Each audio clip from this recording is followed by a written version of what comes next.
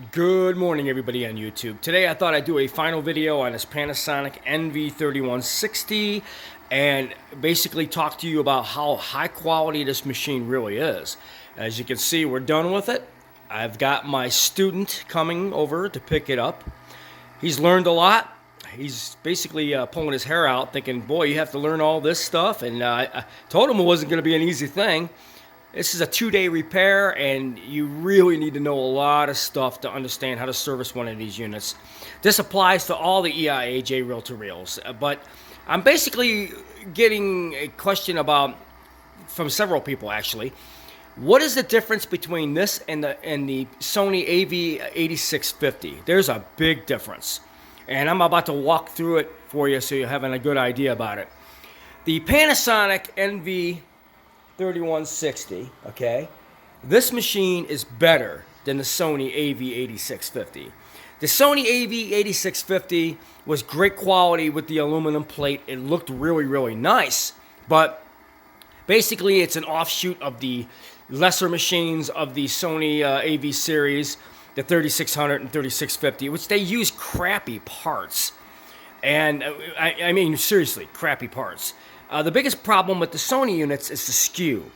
They used a plastic gear on that thing, and it have a band underneath that this, if you turn it, it will adjust that band. This is a much better designed Skew, and the tolerances are just fantastic.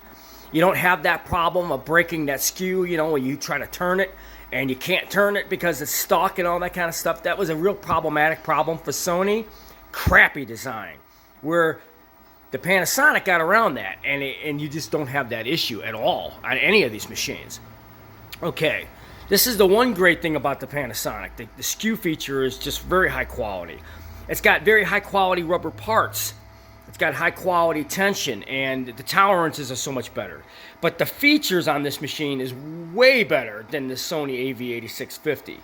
The tracking is better. The audio levels are better. This machine has better color and black and white playback and high density adjustments. But the source for TV and camera and the video syncs and external syncs, the AV8650 doesn't have that, where this one does. You might have some high quality equipment where you want to hook up an external sync to this. This machine allows you to do it, where the AV8650 would not let you do that. And especially when you try and do high performance recording.